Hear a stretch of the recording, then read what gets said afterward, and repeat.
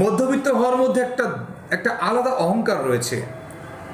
এই বিপর্যস্ত সমাজে মধ্যবিত্ত যারা, তারা প্রাণ খুলে হাসে, অন্তরাত্মা নিংড়িয়ে কাঁদে, এক বিছনায় পরম সন্তুষ্টিতে ঘুমায় সন্তানদের পাশে নিয়ে। এখনো তাদের ঘুমের রাজ্যে রাজা রানী জিন পরি আসে। আধা ঘুম বাবাকে কন্যা জিজ্ঞাসা করে চরম কৌতূহলে, বাবা তারপর? ও বাবা তারপর কি হলো বাবা বলো, তারপর কি হলো বলো। আধা ঘুমে বাবা বলে যায় এলোমেলো গল্পগুলো। তাই শুনে কন্যা ঘুমের রাজ্যে হারিয়ে যায় মায়ের কোলে। মধ্যবিত্তের কোনো শত্রু নেই অসমাপ্ত দারিদ্রতা ছাড়া। মধ্যবিত্তদের প্রাত্যহিক সমস্যাগুলো এলোমেলো ছড়ানো ছিটানো বেহিসাবি। মধ্যবিত্তরা তাদের সমস্যাগুলোকে তাড়ানোর চেষ্টা করে। অন্ধকার গলির মধ্যে হেঁটে যাওয়ার সময় জোর যুক্তে দুই হাতে তালি দিয়ে সাপ তাড়ানোর মতো করে। মধ্যবিত্তদের বেশিরভাগই আত্মীয়তা রক্ষায় অটল। তারা একে অপরের বিপদে এগিয়ে যায়। তারা তারা তারা অপরিচিত রোগীদের রক্তদান করে নির্দ্বিধায়। মহান আল্লাহকে সন্তুষ্ট করার প্রবল ইচ্ছা রয়েছে মধ্যবিত্তদের। সংসার চলে তাদের আয়ের সাথে ব্যয়ের তালে।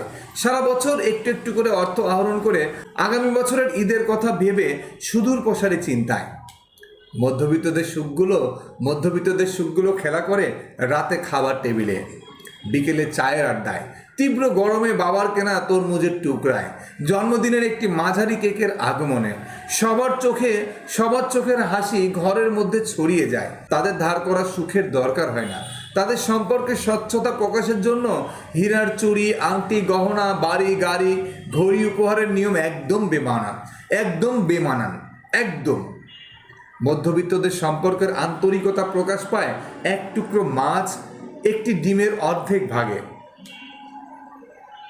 মধ্যবিত্তরা কখনো হার মানে না। চেষ্টাই তাদের অবলম্বন। মধ্যবিত্তরা কখনো আত্মসম্মান বিক্রি করে না। মধ্যবিত্তদের আত্মসম্মান জীবন নামক দোকানের পুঁজি। যে পুঁজিতে বিদ্যমান আত্ম অহংকার, সততা, চেতনা, পারিবারিক মূল্যবোধ, দোজকের ভয়। মধ্যবিত্তদের জীবন সংগ্রাম ধৈর্য, সহনশীলতার প্রতীক। মধ্যবিত্তরা আত্মসম্মানে সন্তুষ্টির ঢেকুর তুলে সারা জীবন কাটিয়ে দেয় রোজ হাসরের উত্তম পুরস্কারের আশায়। হ্যাঁ, এটাই মধ্যবিত্ত। লিখনীতে ছিলেন শফিকুল ইসলাম সুজন। ডিভোর্সের গল্পকথা 3 এই গ্রুপ থেকে সংগৃহীত।